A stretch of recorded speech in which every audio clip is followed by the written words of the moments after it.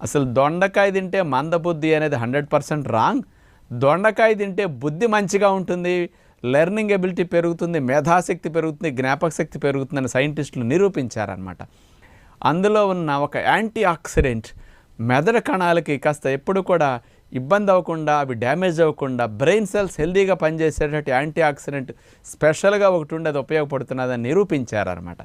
చేత దొండకాయ ఫ్రై చేసుకుంటే నూనెలో దేవినప్పుడు కూడా ఎక్కువ వాల్యూస్ పోతాయి, లాభాలు అసలు రావు. దొండకాయ పులుసులు వండితే చింతపండు ఎక్కువ వేయటం, ఉప్పు ఎక్కువ వెళ్ళిపోయి కారం మసాలాలు ఎక్కువ వెళ్ళి ఎక్కువ దోషాలు ఉంటాయి. అదే రోటి పచ్చళ్ళ రూపంలో అయితే దొండకాయ ఎక్కువ లాభం వస్తుంది. కారణం ఏంటో తెలుసండి, రోటి పచ్చళ్ళ కోసం మనం ఎప్పుడు కూరగాయ ముక్కలు వాడినా ఒక 10-20%, 40%, 50% లోపే వాటిని మగ్గనిస్తాం, మెత్తగా ఉడకనివ్వరు. కాబట్టి వాల్యూస్ ఎక్కువ పోవు, తక్కువ సమయాలు అయిపోతాయి.